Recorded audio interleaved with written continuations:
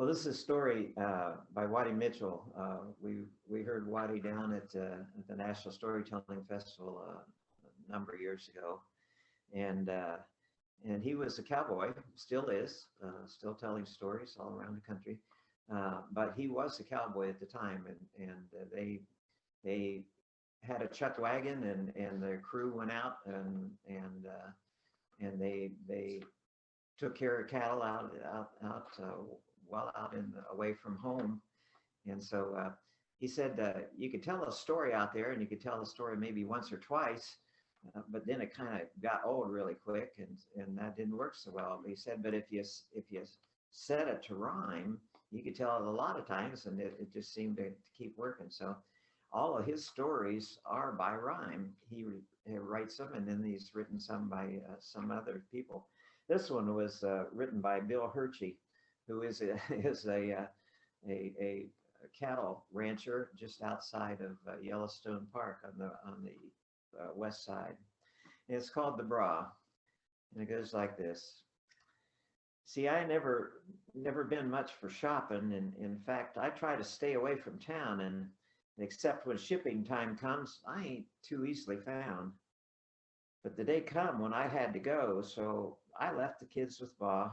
But before I left, she asked me, could I pick her up a bra?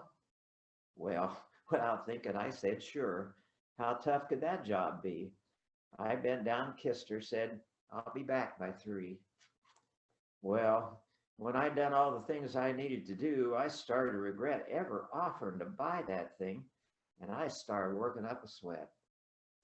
I crossed the street to the ladies' shop with my hat pulled down over my eyes.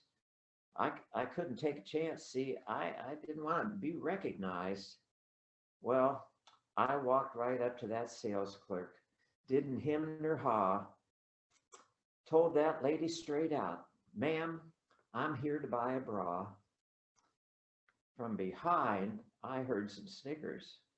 So I turned around to see at least 15 women gawking and grinning straight at me. What style would you be looking for? Well, I just scratched my head. I'd only seen one kind before, thought bras was bras, I said.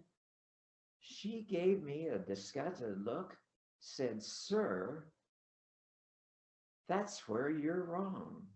Come with me, I heard her say, and like a dog, I tagged along. She took me down this alley where them bras was on display. I thought my jaw would hit the floor when I seen that lingerie. There's all these different styles and shapes like I'd not seen before. Figured I'd go crazy before I left that woman's store. There's bras you'd wear for 18 hours, and bras across your heart, and bras that lift and separate, and that's just the start. Heck, there's bras that made you feel like you weren't wearing one at all, and bras that you can train in for to start out when you're small. Well, I finally made up my mind. I picked a black and lacy one, told the lady just to bag it up. I figured I was done. But then she asked me for the size. I didn't hesitate. I knew the measurements by heart. I said 6 7/8. 6 7/8, she said. Well, surely that's not right. Well, yes, ma'am, I'm positive. See, I measured him with last night. I thought she'd go into shock. Must have took her by surprise when I told her that my wife's bust was the same as my hat size. That's what I used to measure him with. I feared it was fair, but well, if I'm wrong, I'm sorry, ma'am. And that just drew a stare.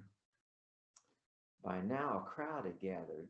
They was all a-cracking up when the lady asked to see my hat so she could measure for the cup. Well, she finally had it figured. I just gave the gal her pay, turned to leave the store, tipped my hat, and said, good day. My wife had heard the story before I made it home. See, she'd talked to 15 women that had called her on the phone. She was still a-laughing, but by then I didn't care, because now she don't ask, and I don't shop for no more women's wear.